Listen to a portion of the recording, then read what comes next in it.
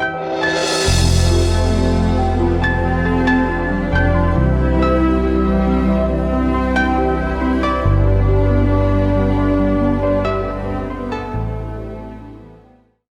evening, young people. It's Colin back again for Time for Teens, and tonight we're going to speak on a subject called understanding our parents. And sometimes in life we need to put the handbrake on, pause for a moment and think about things from your parents' perspective and see how we get on. But before we do that, we're going to hear from a lovely song, and it's called Create in Me a Clean Heart, O God. Just think about the words and sing along if you can. Create in me a clean heart, O God, and renew a right spirit within me. Create in me a clean heart, O God, and renew a right spirit within me. Cast me not away from thy presence, O Lord. Take not thy Holy Spirit from me.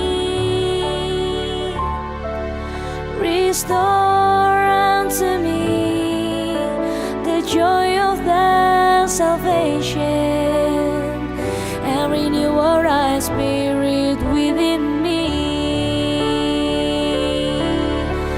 Cast me not away from thy presence, O Lord. Take not thy Holy Spirit from me. Restore unto me the joy of thy salvation, and renew a right spirit within me.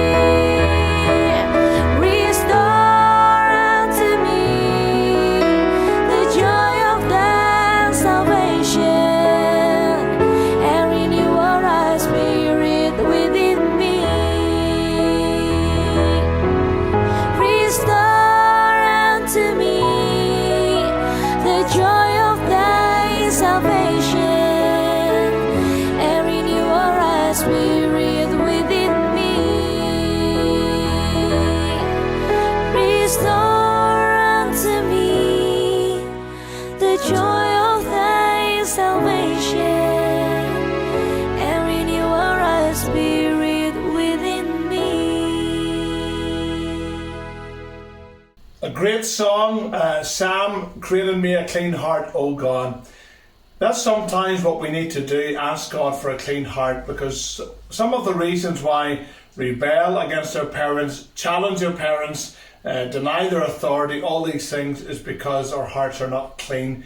And it's good to have a clean heart and understand the big picture of pleasing God, and honouring, obeying your parents is a big step to pleasing God. But we're going to turn it around, look at it from a parent's perspective, and ask yourself, is any of these things relevant to you?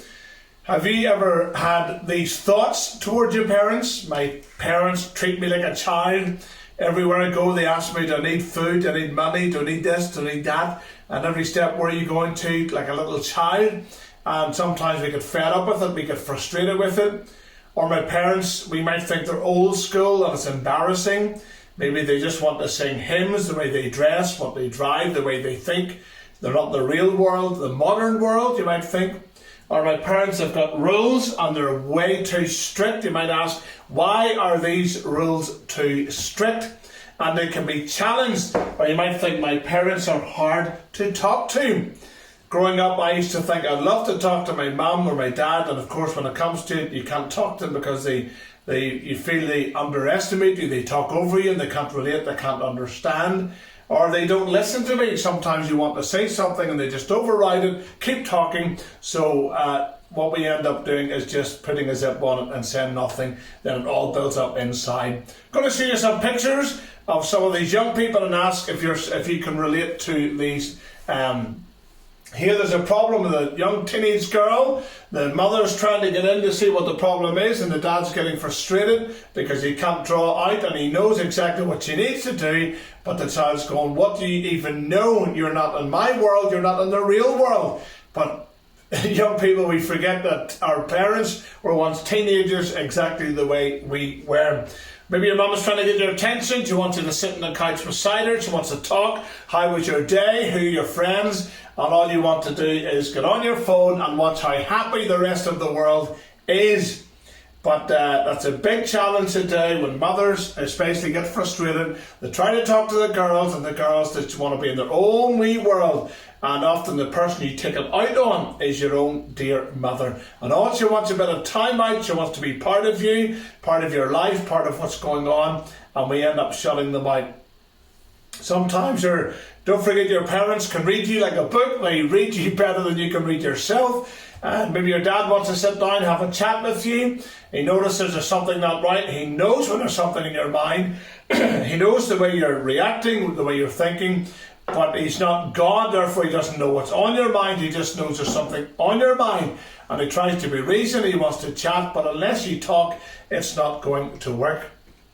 Sometimes our parents just want to have a reason, want to discuss. If they know you're doing something you shouldn't be involved in, you're being someone they feel you should not be with, they want to reason, they want to talk, they want to communicate, and you've had enough, and you put the hand up and say, I'm not talking, I've had enough.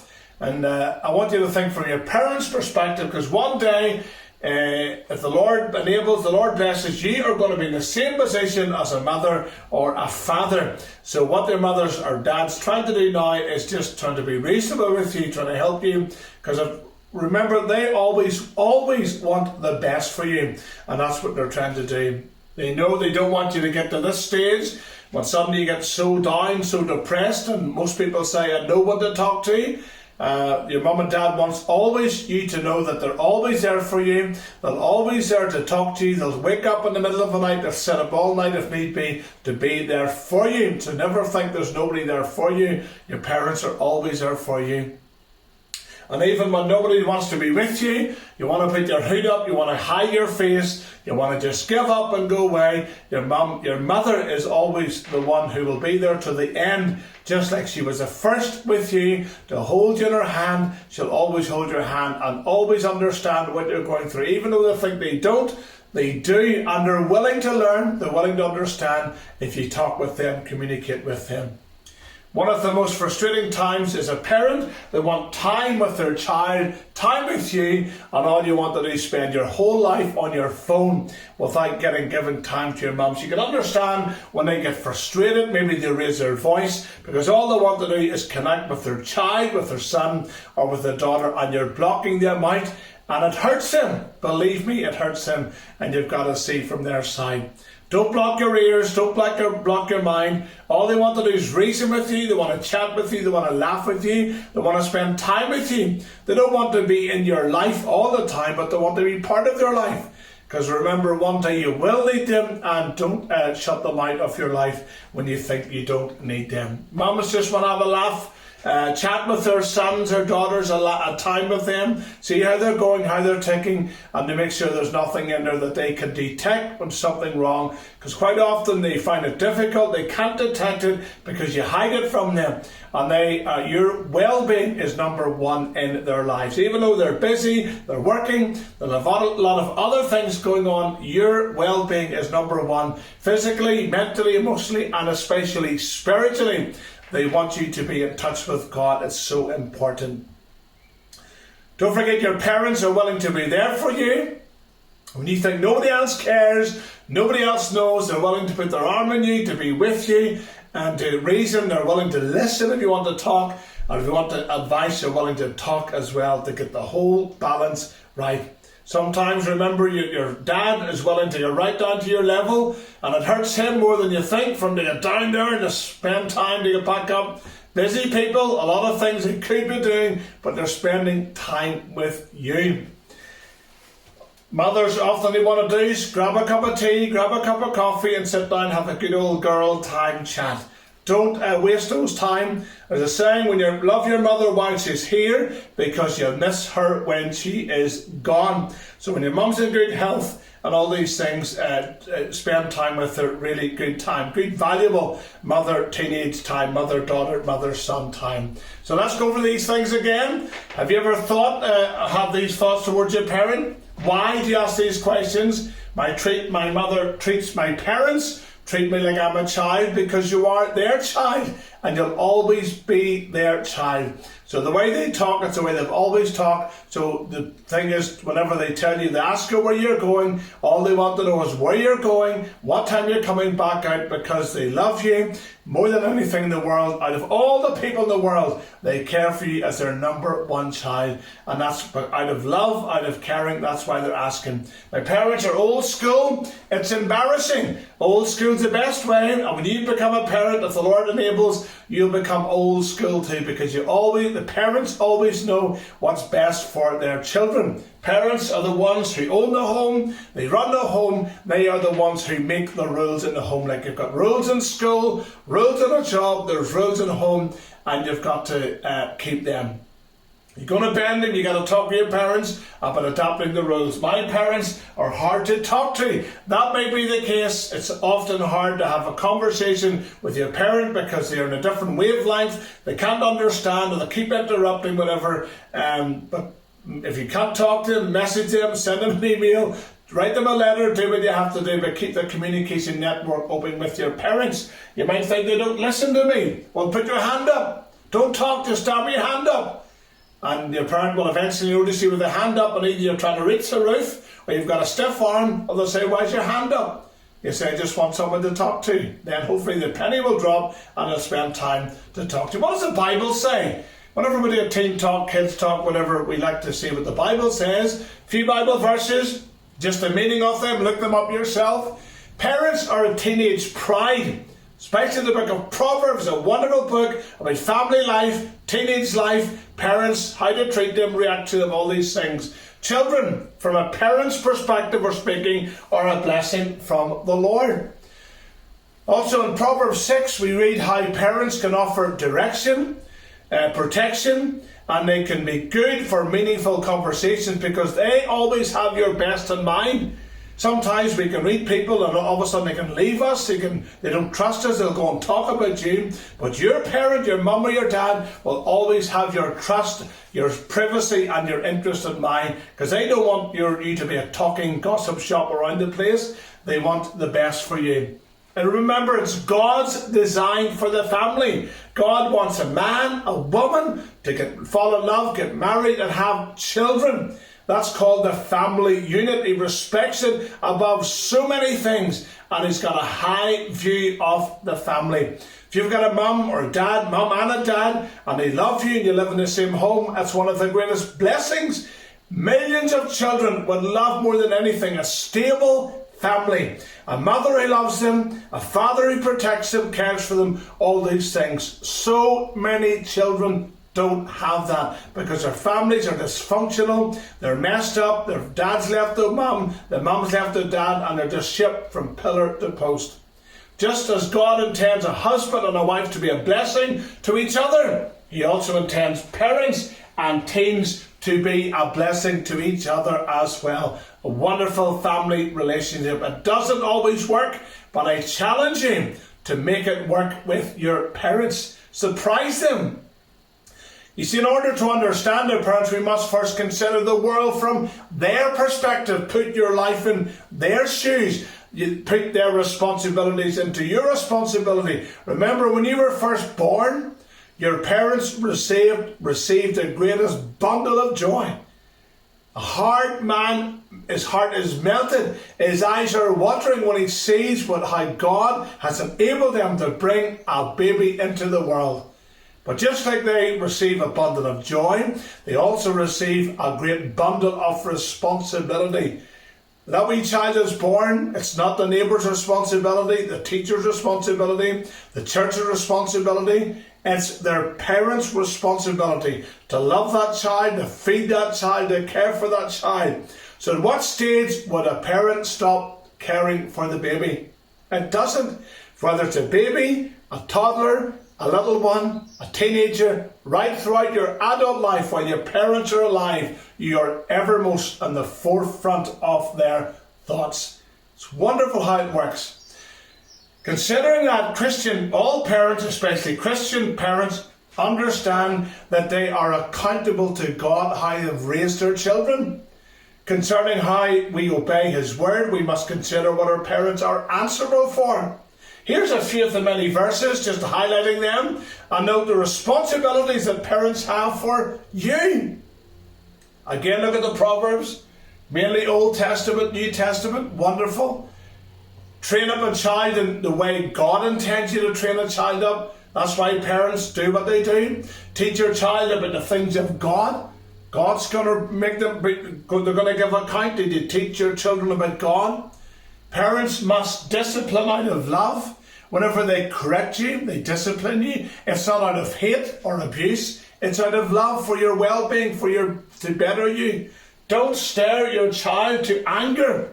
That's a challenge for parents. Don't make them angry or cross, yet instruct them. And it's hard, remember, for parents to know exactly what to do and how to do it, because quite often they themselves are frustrated with your reaction and the pressures of the world, making ends meet, cooking and working and all these things. And sometimes young teenagers can demand all the attention of the parents, and if they don't get it, they're like little babies. And they're crying because they want all the attention. Maybe they're jealous. Consider life from a parent's perspective. See, your parents one day will stand before Almighty God of the universe, and give account for how they have raised you. See, parents must figure out how to effectively instruct and discipline and raise you. Maybe you got brothers and sisters, all the other siblings. Look after the house, maybe keep a job. So many obligations, keeping your house clean, paying the bills, working with families and wider families and neighbours and friends. Quite often our own things that they like to do are out the window. I remember my mum had 7 boys. She seldom had time to go and visit friends, go out and have coffee with friends. It never happened, because her first love was her own children, her little babies, to look after them, to grow them, working in the home, feeding their children. See, we are often tempted to think life revolves around me and around us, and so when our parents make the rules and keep us from getting our way, we get frustrated, we get angry, we get jealous, and we get impatient, and then we take it out on the very person who carried us into the world, namely our mum and our dad. We must remember that our parents, they sacrificed a lot of things they once cherished. Things that you enjoy now, they used to enjoy them, but because of you, they no longer can enjoy them, because they want to put you first. Time for friends, their husband, wife, your mum, your dad. Hobbies that they once enjoyed, the list is endless. They give them all up, most of them because of you, in order to fulfill their role as a parent, looking after you. Whenever you think your parents are a hassle, remember the sacrifices and the responsibilities that go into parenting. It's like the wheelbarrow. It's all in front of you. It shouldn't take long before you appreciate all they do for you. Do you ever take time to appreciate what your mum, your dad does for you? Just a few final thoughts. I challenge you to do these here. Say thank you to your parents. The first word that they taught you was please and thank you. Randomly say thank you for something you don't normally say thank you for because you take it for granted. Compliment them. Your mum cooks a good dinner. Say, Mum, that's a great dinner. If your dad cuts the grass straight, say, Dad, you cut the grass straight. Help them. Notice what they're doing around the house. Whatever they're doing, help them. Draw alongside them and help them. Encourage them. Just like you need encouraged, your parents also need encouraged. Say something nice to compliment them. And most importantly, pray for your parents. Just like they pray for you. You pray for your parents. That's a challenge for these 5 things. Remember, the focus is on your parents tonight. Say thank you to your parents. Compliment them. Help them. Encourage them. Pray for them. This is a Christian thing to do. And there's a blessing in the doing. I promise you, when you do these things, you will be blessed richly in your own soul. We're going to sing a lovely song saying, my times are in thy hand, or my life is in God's hand.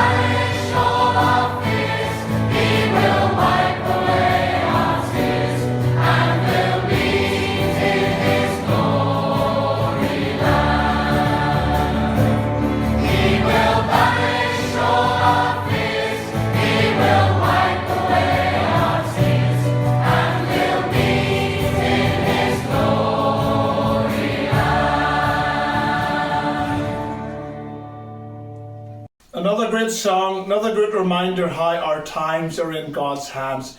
So just a thought tonight, just a focus to try and help us to understand from our parents' perspective where they're coming from in raising you. Thank you for watching. God bless. Bye.